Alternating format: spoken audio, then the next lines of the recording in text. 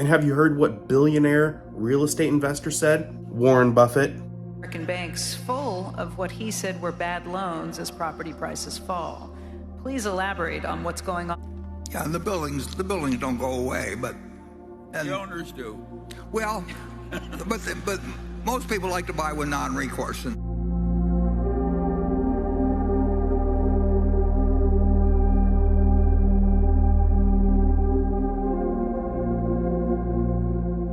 Off on buying a home until rates head down? Well, you might have a long wait ahead of you. That's according to Goldman Sachs. The firm revising its mortgage rate forecast higher for the end of 2023 and 2024. Did you know mortgage rates were over 20% back in the 80s? Interest rates headed towards 8%. Toll on mortgage demand. Diana Olick joins us with the latest data. Let's see, lowest since 1996 now, Diana, yeah, I think. We keep setting new lows, Kelly. And rates have now been over 7% since late July. That's the longest period that they've held at that level in 22 years. Cash out refis, no longer worth it because to get the cash, you have to trade up to a much higher rate. Applications for a mortgage to buy a home were 27% lower than they were a year ago.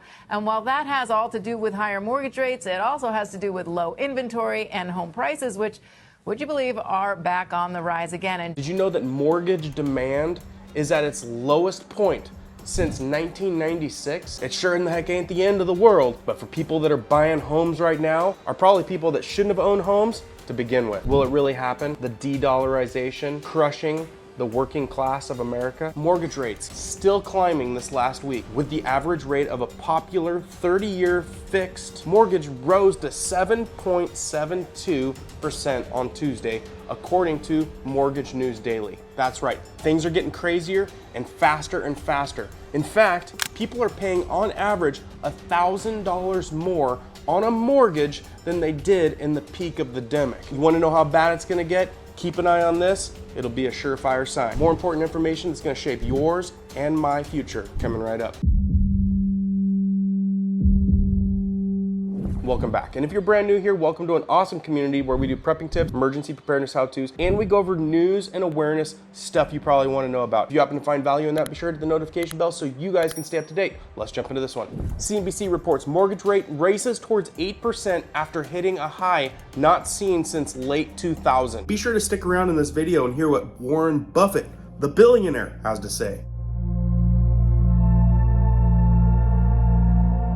I'm telling you, if you don't already own a home with a decent rate, you might not ever have the chance again. The average rate on a popular 30-year fixed mortgage rose to 7.72%, according to the Mortgage News Daily. There goes refinancing out the window. Mortgage rates follow loosely the yield on a 10-year treasury, which has been climbing this last week. We happen to have a side business that teaches people how to make extra money. Guess who we've been seeing more and more of? Real estate agents. The average rate on a popular 30-year fixed mortgage rose to 7.72% on Tuesday. The fact that it hasn't been this bad in 20 years, along with all the other crazy stuff that we're dealing with these days, bad sign. At the beginning of the year, the 30-year fixed rate dropped to about 6%, causing a brief burst of activity in the spring housing market, but it began rising steadily again over the summer, causing sales to drop. And have you noticed that lately? All the for sale signs everywhere, and that was all despite strong demand. The current trend appearing to be even higher,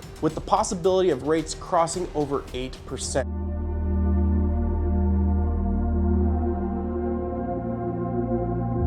Like I said, back in the 80s, when it was over 20%, are we headed towards that again? Toll on mortgage demand. Diana Olick joins us with the latest data. Let's see, lowest since 1996 now, Diana, yeah, I think. We keep setting new lows, Kelly. Mortgage rates, though, actually held steady today following the release of the CPI data. That's because it came in right along expectations, so not much change in the expectations of what the Fed will do. That said, the average rate on the 30-year fixed is sitting at 7.25%, according to Mortgage News Daily, and rates have now been over 7% since late July. That's the longest period that they've held at that level in 22 years. So it's no wonder mortgage demand has fallen off a cliff.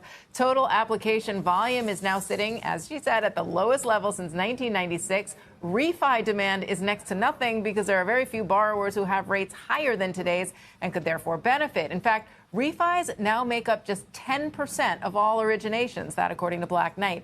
Cash out refis no longer worth it because to get the cash, you have to trade up to a much higher rate. Applications for a mortgage to buy a home were 27% lower than they were a year ago. And while that has all to do with higher mortgage rates, it also has to do with low inventory and home prices, which, would you believe, are back on the rise again. And now, another report from CNBC, more current. Mortgage rate demands dropped to the lowest level since 1996, and the interest rates head towards 8%. One article after the other. Now, just in today, the average contract interest rate for a 30-year fixed rate mortgage with conforming loan balances of $726,200 or less increased to 7.53% from 7.41. In just a couple days, the graph is still going up. Are people still trying to buy a home? Applications to refinance a home loan dropped 7% for the week and were 11% lower than the same week 1 year ago. This is affecting a lot of people. Applications for a mortgage to purchase a home fell 6% for the week and were 22% lower than the same week 1 year ago. No one can afford homes and no one's gonna buy them. To add fuel to the fire, mortgage credit is tightening as well. We're seeing that in higher overall credit scores and higher down payments. Guys? All right, Diana, stick around. So, ancestors of the past, what would they say? Hang on to your money. Stop spending, start stashing away, and prepare for hard times. But what's our society doing? Wall Street Journal has an article out that says Americans are still spending like there's no tomorrow. Concerts, trips, and designer handbags are taking priority over saving for a home or a rainy day. Storm is a brewing. Charlie Munger has warned of a brewing storm in the U.S. commercial property market, with American banks full of what he said were bad loans as property prices fall. Please elaborate on what's going on in commercial real estate. How bad will the losses be, and what sectors or geographies look particularly bad? I'll just add an addendum from another viewer who wrote in and wanted to know if Berkshire would be more active in commercial real estate as a result.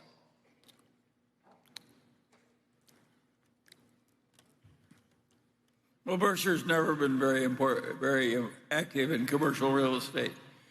It works better for taxable investors than it does for corporations taxed the way Berkshire is.